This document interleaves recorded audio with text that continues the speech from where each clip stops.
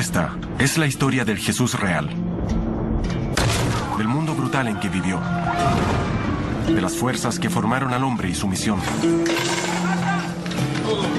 y de cómo pasó de ser un humilde obrero a un carismático líder con miles de seguidores y un mensaje revolucionario. La historia y la arqueología pueden mostrar ahora dónde predicó Jesús y qué enseñanzas influyeron en él. La ciencia también nos revela la probable apariencia de Jesús como adulto. Jesús, un paladín del pueblo, en letal rumbo de colisión contra el Imperio Romano.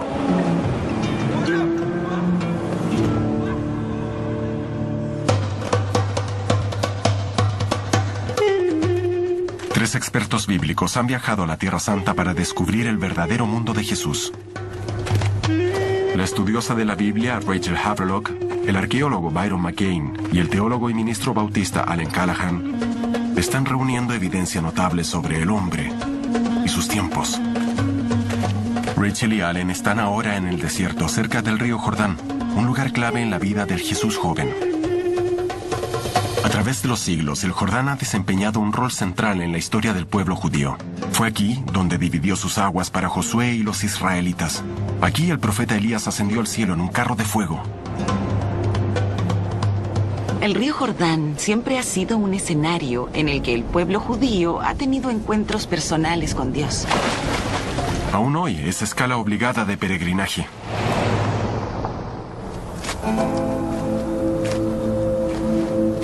Hace 2000 años, rezan los evangelios, Jesús fue también un peregrino. Caminó 144 kilómetros hasta el río Jordán desde su hogar en Nazaret. Era un joven poco convencional.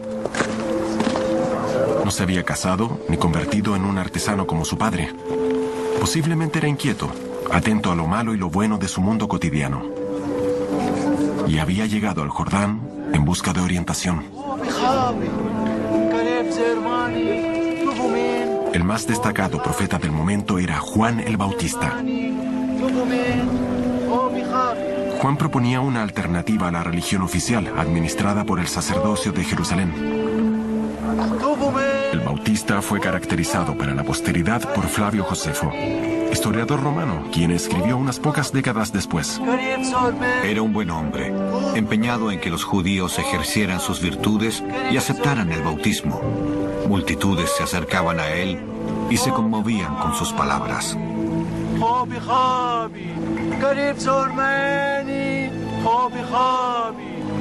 Juan propugnaba una idea sencilla, una idea nueva y liberadora en la Palestina del siglo I.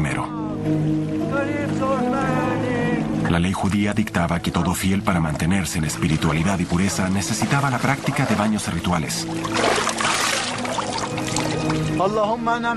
Juan decía que si las personas se arrepentían de sus pecados y buscaban la salvación en Dios, solo debían bautizarse con Él una vez. El Bautista proclamaba directamente: no necesitan un sacerdote, no necesitan un templo, no necesitan un sacrificio, no necesitan un rey, no necesitan ir a la ciudad. Todo lo que necesitan es mojarse y esperar.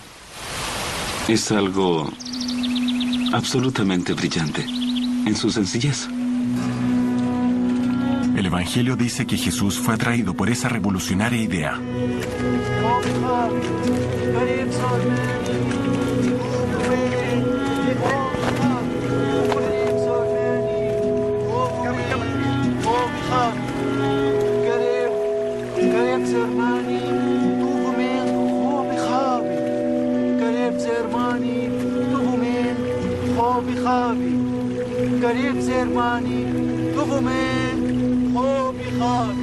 Podemos imaginarnos a Jesús como un hombre joven, contrariado por el estado de cosas en su tiempo y ansioso por un cambio, dispuesto a dejar su hogar para poder involucrarse en este movimiento que propicia ese cambio. En la época, el movimiento del Bautista era lo más notable que estaba ocurriendo. Y tenía sentido que un joven inquieto quisiera formar parte de todo eso. El encuentro de Jesús con Juan fue tan significativo que 2 evangelistas lo destacan como punto de partida de la historia de Jesús.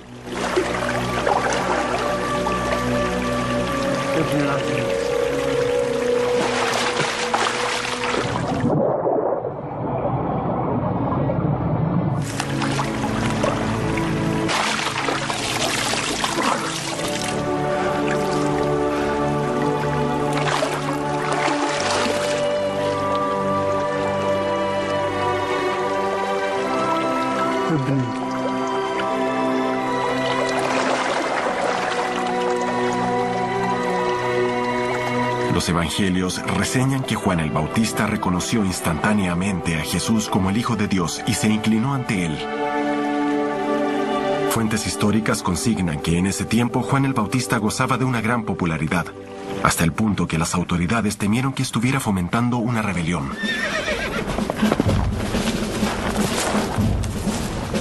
Juan el Bautista eligió instalar su base en el margen oriental del río Jordán, justo fuera del control romano.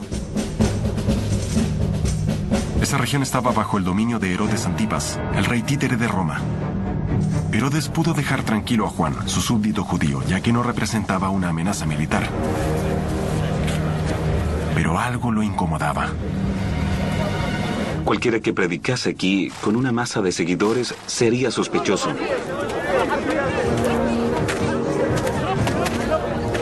Los romanos exigían que Herodes mantuviera el orden, de modo que quiso usar a Juan como advertencia a los agitadores religiosos.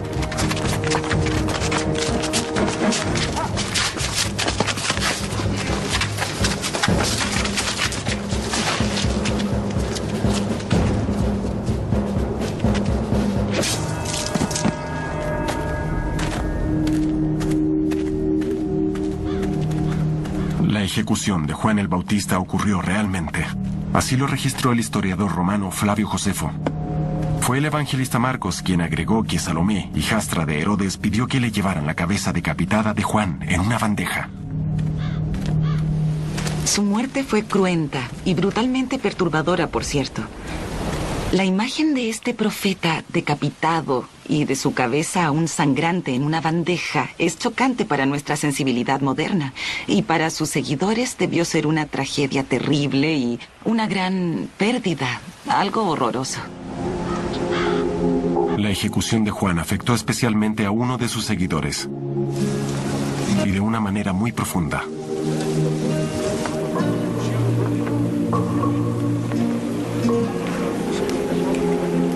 El Evangelio de Marcos dice que ese fue el momento en que Jesús se hizo líder por derecho propio. Acogió el mensaje del Bautista y a su rebaño.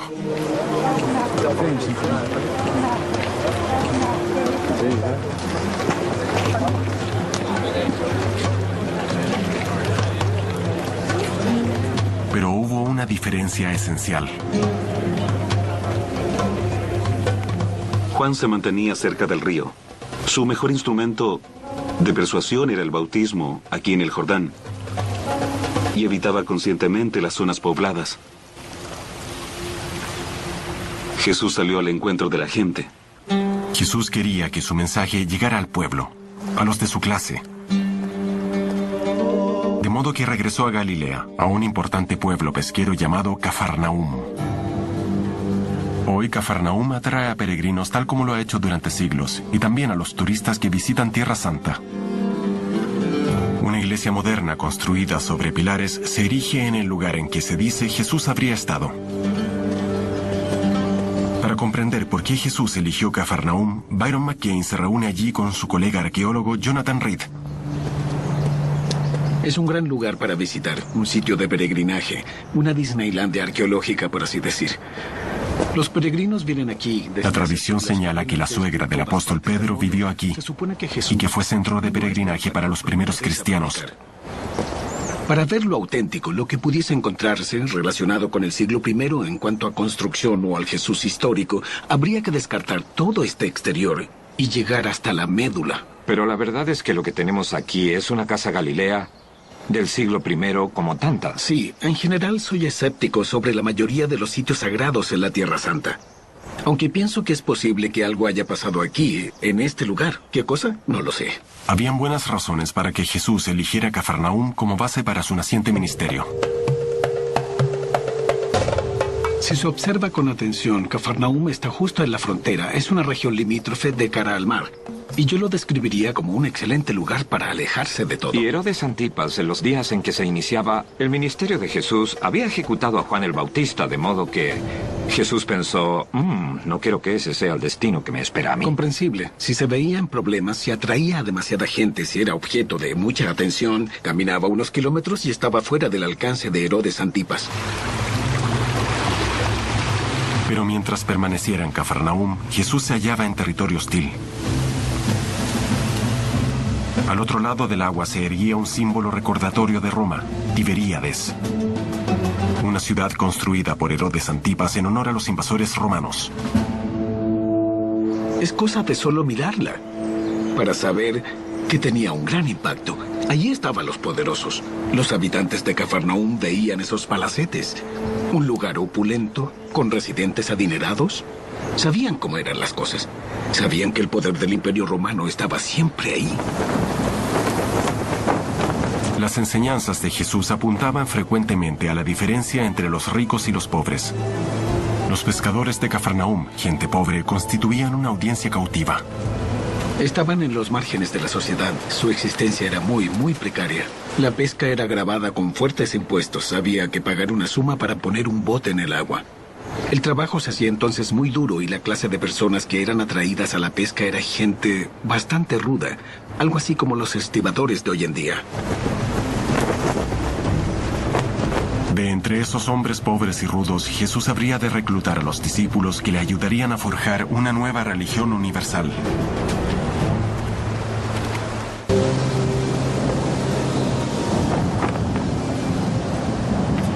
Cuando Jesús regresó de su viaje al río Jordán, se estableció en el pueblo de Cafarnaúm y empezó a reclutar discípulos de entre las filas de los pescadores pobres. Los evangelios nos dicen que los primeros fueron los hermanos Simón Pedro y Andrés.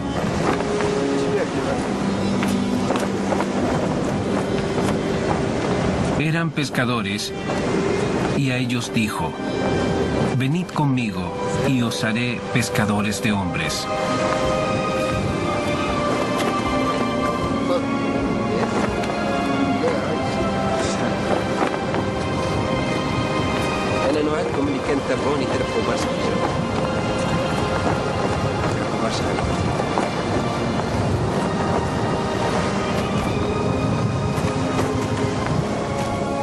Cuando Jesús los invitó a renunciar a todo y seguirlo, ellos, en cierta manera, lo hicieron sin vacilar. ¿Simplemente dejaron todo y lo hicieron? Bueno, dejaron todo lo que tenían y fueron con él, pero la verdad es que no tenían mucho.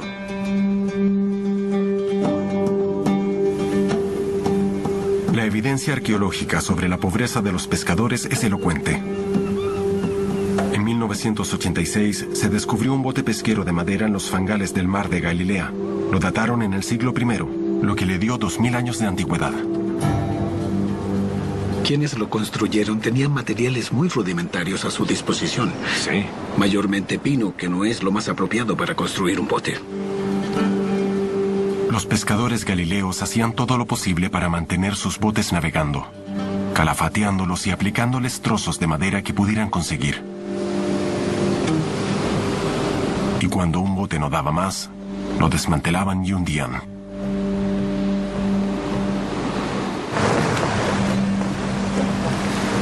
Los pescadores locales no eran los únicos potenciales reclutas de Jesús.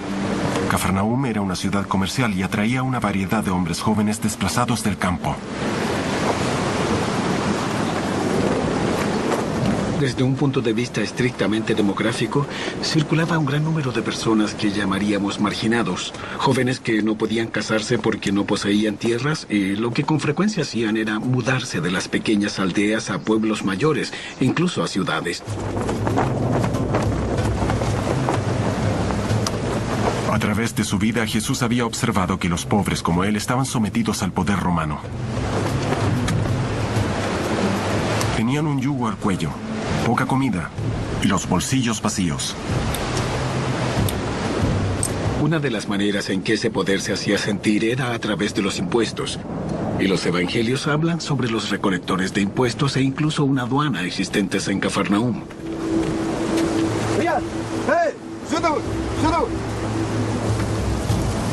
Los aduaneros y los recolectores trabajaban a comisión, extrayéndole a la gente humilde todo lo que pudieran quitarle.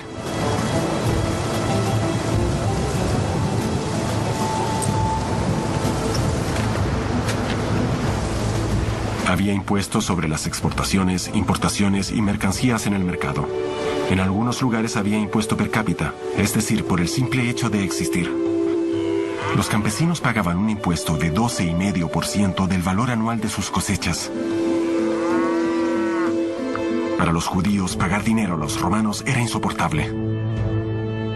Rachel Haverlock habla con el profesor judío de historia Jack Pastor, quien ha estudiado las cargas impositivas que afectaban al hombre corriente en la Galilea del siglo I. Hay que pensar que ya casi un 30% era recaudado por distintas autoridades antes de que la persona pudiera ocuparse de subsistir, y si se tiene en cuenta que siempre se debía destinar buena parte al pago de deudas, eran muchas las personas que se hallaban al borde de la supervivencia. ¿Qué grado de resentimiento cree se había acumulado por parte de las diferentes personas en Galilea respecto del pago de estos impuestos a los romanos? Usted tiene esta civilización que la ha conquistado y que se opone a sus valores y ahora también tiene que pagarles.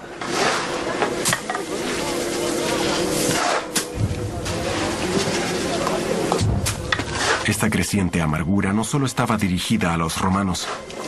En ocasiones apuntaba hacia su propia clase dirigente. La élite sacerdotal judía cobraba otro 15% por servicios religiosos y recolectaba diezmos, partes de la producción rural, a veces con apremios desmedidos. El historiador Flavio Josefo describe tácticas agresivas usadas por un alto sacerdote judío. Tenía unos lacayos muy malvados, que obtenían los diezmos con violencia y no vacilaban en golpear a quienes no hacían esos pagos a tiempo.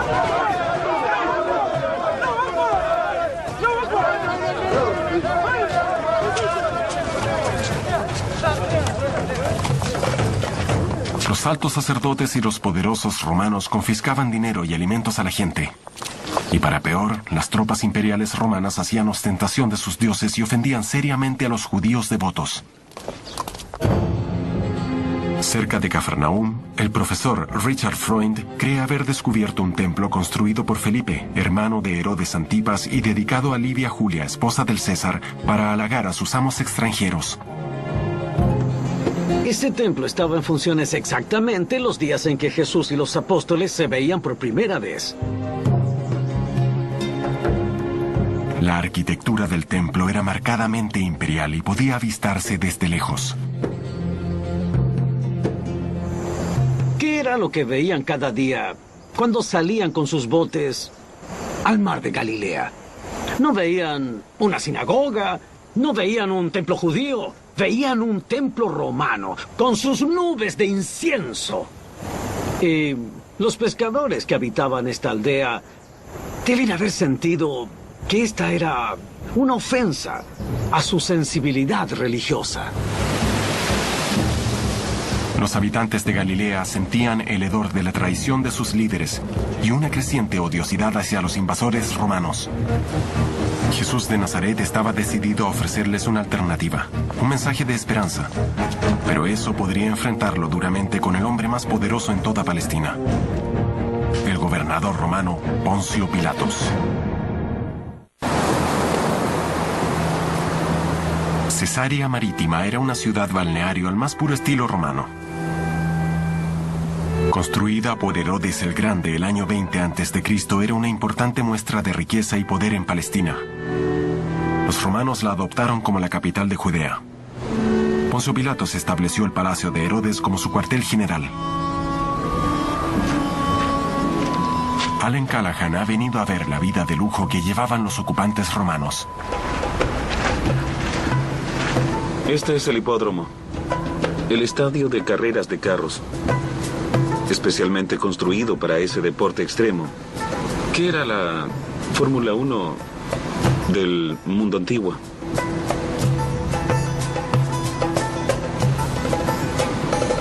El gran palacio de Poncio Pilatos dominaba la costa. El contraste entre la calidad de vida de Jesús y la de Pilatos era abismante. Tiene 2 plantas. Vemos la de arriba aquí. La planta de abajo se abre directamente al nivel del mar. Podemos ver aquí la delineación de la piscina privada. Todavía. Podía despertar en la mañana, contemplar el paisaje y bañarse en la piscina en cualquier momento. Es una mansión perfecta. Sumamente opulenta. No escatimaron en gastos. El fastuoso estilo de vida de Poncio Pilatos era posible mediante la dura explotación del trabajo de los sectores pobres del pueblo. La totalidad de la materia prima, los frutos de la fertilidad natural de la tierra, terminaban en las manos imperiales, en los mercados del imperio. El campo produce, la ciudad lo toma. El rigor de ese sistema era un padecimiento para todos en la región de Palestina. Jesús y sus discípulos querían aliviar al pueblo. Ellos pondrían cabeza abajo ese mundo opulento en defensa de los necesitados. Como predicador, Jesús pudo fácilmente instalarse en comunidades adineradas como Cesarea Marítima, sometiéndose a los ricos mecenas. Pero sabía por experiencia propia cuán dañina era la ocupación romana para los judíos comunes. Desde su infancia venía observando cómo la codicia de unos pocos creaba la miseria de muchos, y ahora entregaba un nuevo y sorprendente mensaje. Ser pobre era bueno. No conservéis vuestro tesoro en la tierra, donde la polilla y el orín corrompen, y donde ladrones penetran y roban, pero haceos de nuevos tesoros en el cielo. No podéis servir a Dios y a la riqueza. Un vuelco total del orden establecido tendría que lograrse por medio de una revolución no violenta y con solo un arma: amor. Oísteis que fue dicho: amarás a tu prójimo y aborrecerás a tu enemigo. Pero yo os digo: amad a vuestro enemigo y orad por los que os persiguen.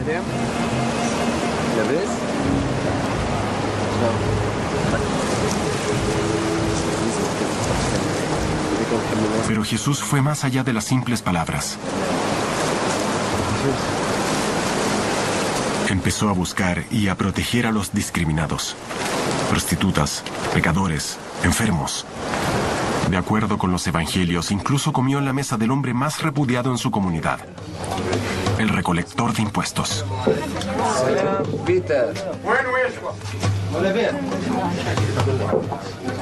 Esa no era la clase de persona que uno invitaría a su casa, y menos a su mesa, ya que era visto como representante de los opresores.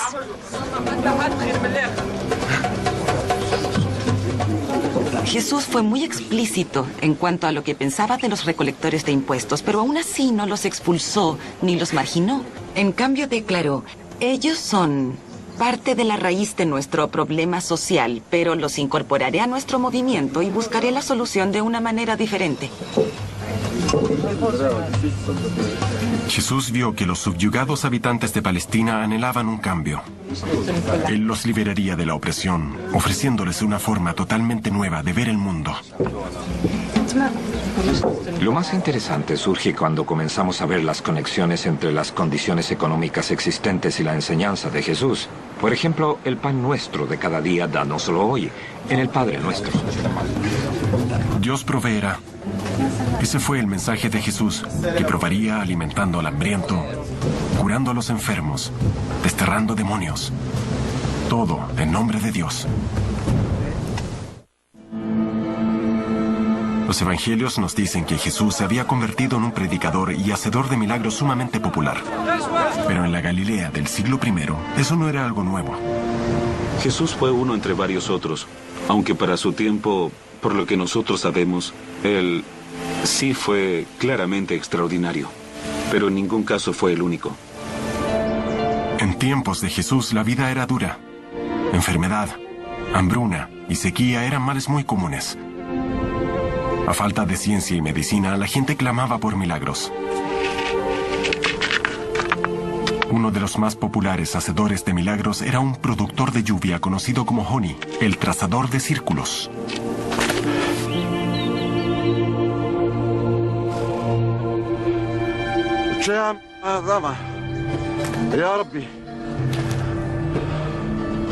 Luego de trazar un círculo en el suelo, Joni se paraba en el medio y se rehusaba a moverse hasta que Dios interviniera.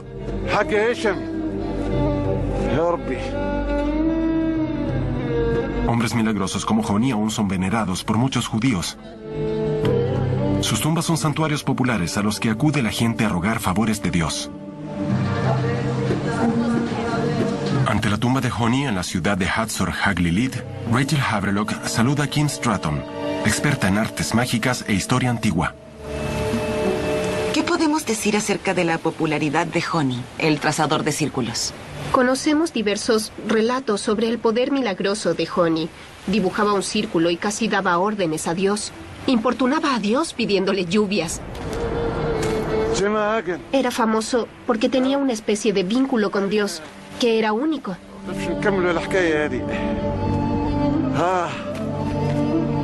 Granjeros y aldeanos desesperados por lluvia para sus sembrados se aglomeraban donde Joni hacía lo suyo.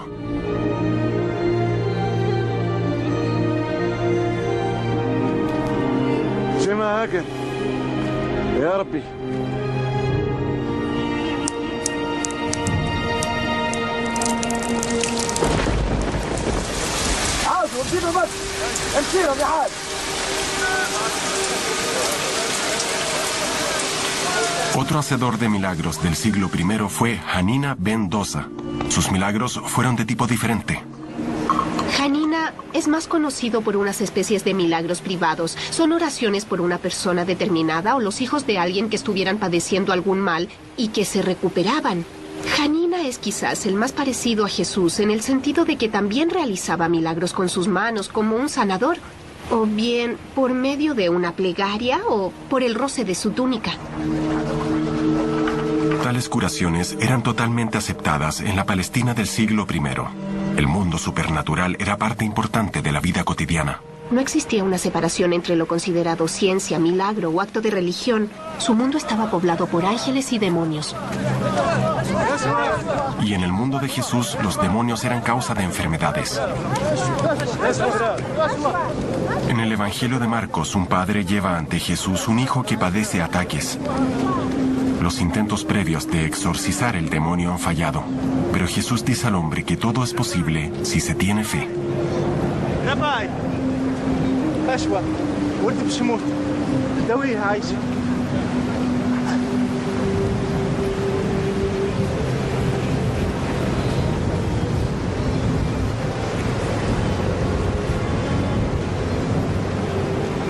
روحها هرجتا تيلا ميما ليلا باكدانا لاش تركي وين ويلا تيان النيار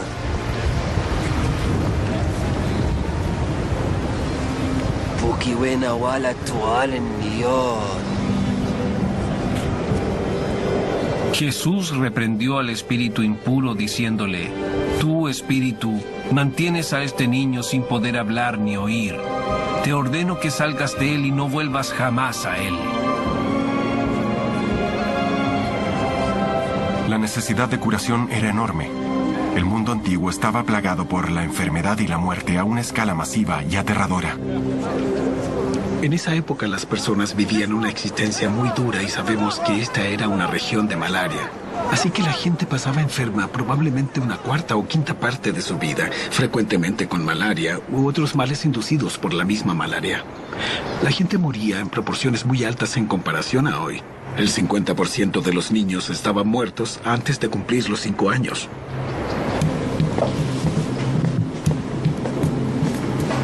Tan asombroso nivel de enfermedad y muerte ha sido confirmado por la ciencia forense. El antropólogo físico Israel Hershkovitz revela a Byron McCain evidencia del más horrible mal circulante hacia el siglo I. Esta es lepra. Lo que puede verse aquí es que el tejido blando está muriendo y que los huesos se distorsionan. Y lentamente, poco a poco, se pierden los dedos, tanto de los pies como de las manos. Y así, tal como lo vemos, esto es típico. Parece ser un pie al que se le están desprendiendo los dedos y... Sí, a partir de los bordes. Esa es una característica propia de la lepra. No hay otra enfermedad que figure en la Biblia a la que se le preste tanta atención como a la lepra. Creo que al menos hay 8 capítulos dedicados a este mal. En el primer capítulo del Evangelio de Marcos se narra que Jesús curó a un leproso.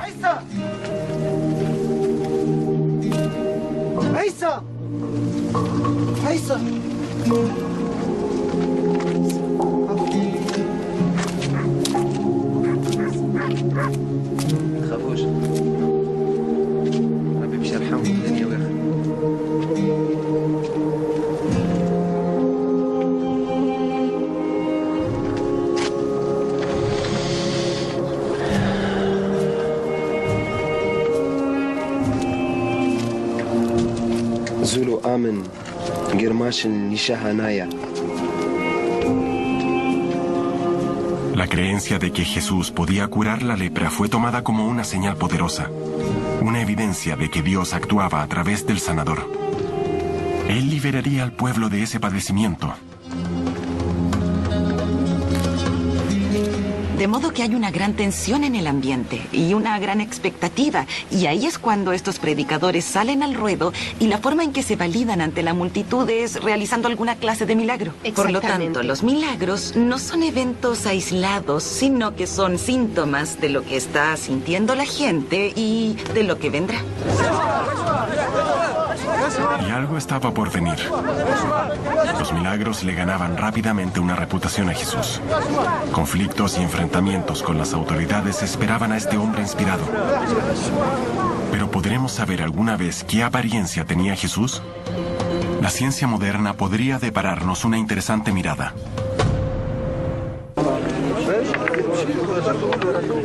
Los evangelios dicen que Jesús tenía el don de sanación, lo cual atrajo a muchos de sus seguidores. Pero fuentes históricas revelan los peligros de obtener popularidad como milagroso.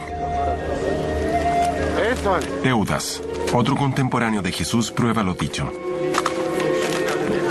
Según el historiador romano Flavio Josefo, Teudas persuadió a una gran multitud de creyentes de que le siguieran al río Jordán, diciéndoles que separaría las aguas para que cruzaran caminando.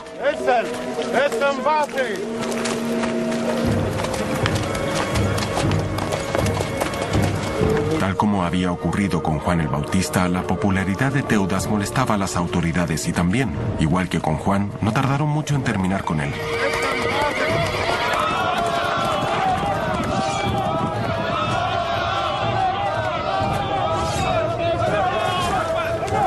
El bárbaro destino de Teudas fue una advertencia para todo aspirante a hacedor de milagros.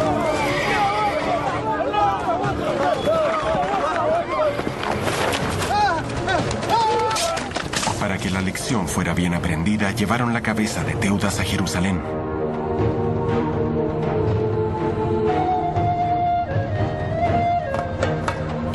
Separar las aguas de un río era un buen espectáculo, pero Jesús se centró en las necesidades urgentes. Tenía una propuesta: alimento gratis, atención médica gratis, educación gratis. Pero esa propuesta no buscaba ganar más adeptos. Había algo mucho más profundo y trascendente en su mensaje. Adquirió también una especie de poder político al convocar a una gran masa de seguidores aquí. Los actos milagrosos de Jesús y sus enseñanzas no convencionales movilizaban a un creciente número de necesitados y marginados en Galilea. Como resultado, señalan los evangelios, Jesús atraía también a grandes grupos que implicaban peligros. Sus discípulos dieron con una solución ingeniosa. El control de las multitudes era un gran problema. Quería hablarle a la gente, pero corría el riesgo de ser aplastado por la presión de las masas, de modo que los discípulos arreglaron un bote para él. Entraba al bote y hablaba desde ahí a la gente en la ribera, desde el bote.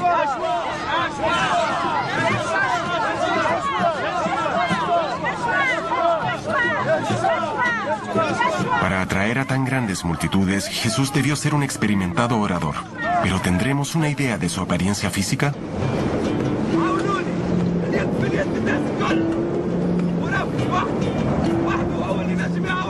Pinturas y esculturas de la Edad Media europea nos han dado muchos rostros de Jesús. Ninguno se origina en su mundo, ni tampoco en su época. La ciencia puede ahora llevarnos mucho más cerca de la verdad. Para entender cómo pudieron verse los hombres de ese tiempo y lugar, Byron McCain consulta al antropólogo físico Israel Hershkovitz. Sus exhaustivos exámenes de cráneos de la Galilea del siglo I sugieren que la población tuvo una apariencia característica. El rostro era más pequeño y mucho más delgado que en otras poblaciones como las de Europa y del continente africano. Muy afinado, algo muy típico en esta región. Usando un avanzado escáner computarizado, Hershkovitz puede producir una imagen tridimensional de un típico cráneo galileo. El programa permite recrear con exactitud la estructura de músculos y tendones en el rostro de esta persona de hace 2000 años. Un hombre perteneciente al mismo estrecho campo genético de Jesús. Hay un método científico, una forma exacta de hacerlo basándonos en referencias estandarizadas. Por ejemplo, el grosor de los músculos, el tipo de piel, cuánta grasa subcutánea hay que poner en las diferentes áreas. Así podemos reconstruir un rostro. La estructura subyacente de la cara que se obtendrá de esa forma será una estructura de lo que era más típico y corriente en tiempos de Jesús. La piel de un trabajador pobre en los días de Jesús debió estar marcada por el clima, y las crónicas indican que tanto el cabello como la barba se mantenían cortos como protección contra los piojos. Cuando los ilustradores forenses completen la reconstrucción, lograremos por primera vez una impresión científica de la apariencia física que pudo tener Jesús.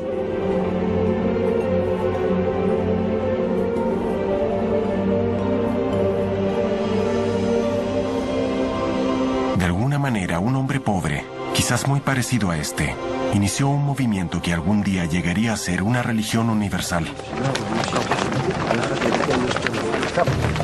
Jesús ofreció una alternativa a una religión establecida, pero no se limitó a predicar para sus seguidores en Galilea. Decidió confrontar a quienes constituían el núcleo del problema, los sacerdotes de Jerusalén. Una decisión temeraria.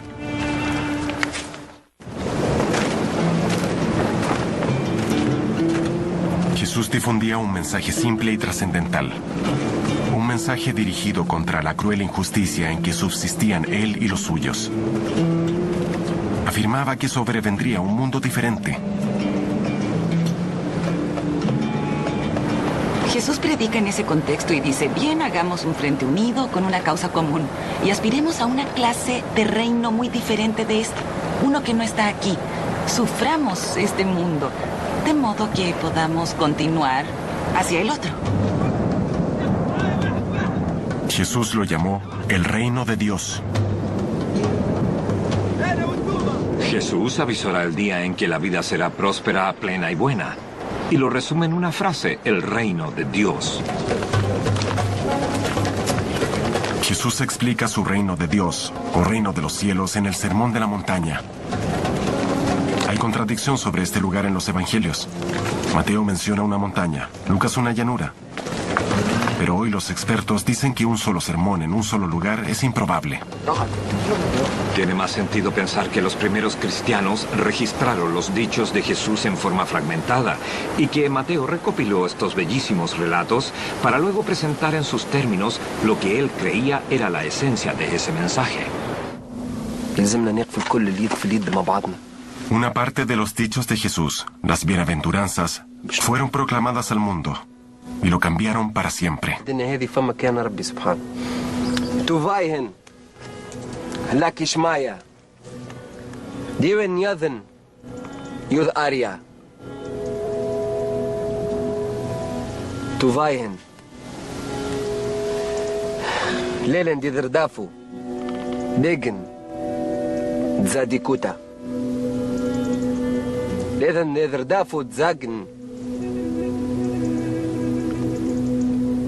Zadikuta.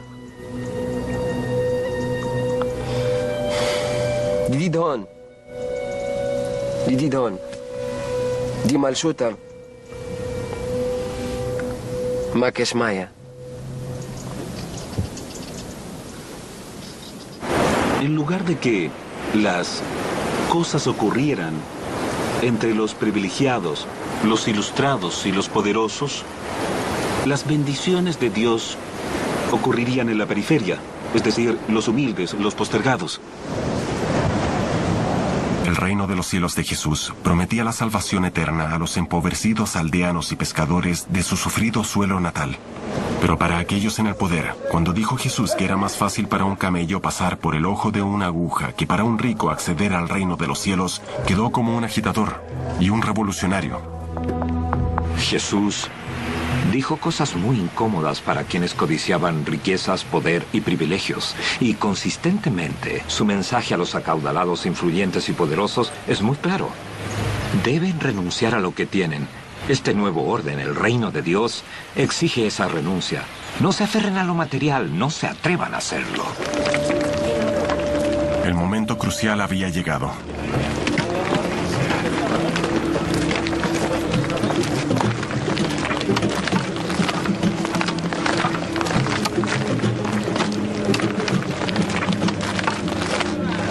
Lo supiera o no, Jesús ponía sus enseñanzas y su vida en peligro al dirigirse a Jerusalén, la ocupada capital de Judea.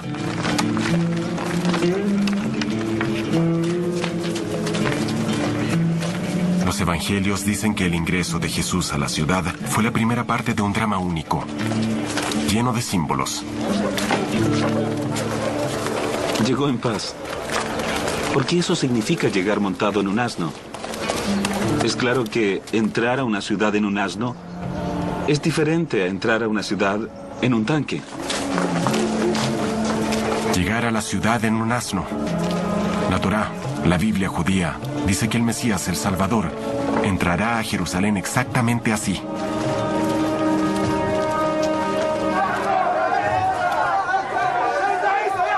Entonces, cuando Jesús entra a Jerusalén montado en un asno, se presenta simbólicamente como un profeta, afirmando un propósito de reforma y cambios radicales. Y esa era la clave. Quería una reforma a partir de Jerusalén. Para saludar la llegada de Jesús, sus adherentes agitaron palmas, que para los judíos eran un símbolo de libertad contra la opresión. Esa imagen, especialmente como es presentada en el Evangelio de Juan, es políticamente provocativa. Es el antiguo equivalente israelita del signo del poder negro o algo por el estilo, como ocurrió en los Juegos Olímpicos del 68. Jesús desafiaba abiertamente al rey títere judío Herodes Antipas y a los sacerdotes. Se ponía en grave peligro.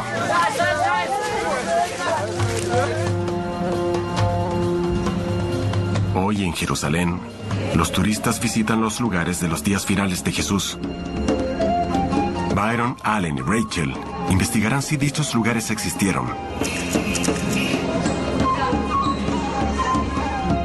¿Puede la arqueología revelar los sitios precisos en que Jesús fue detenido y juzgado? ¿Podrá la ciencia revelar los secretos de la crucifixión?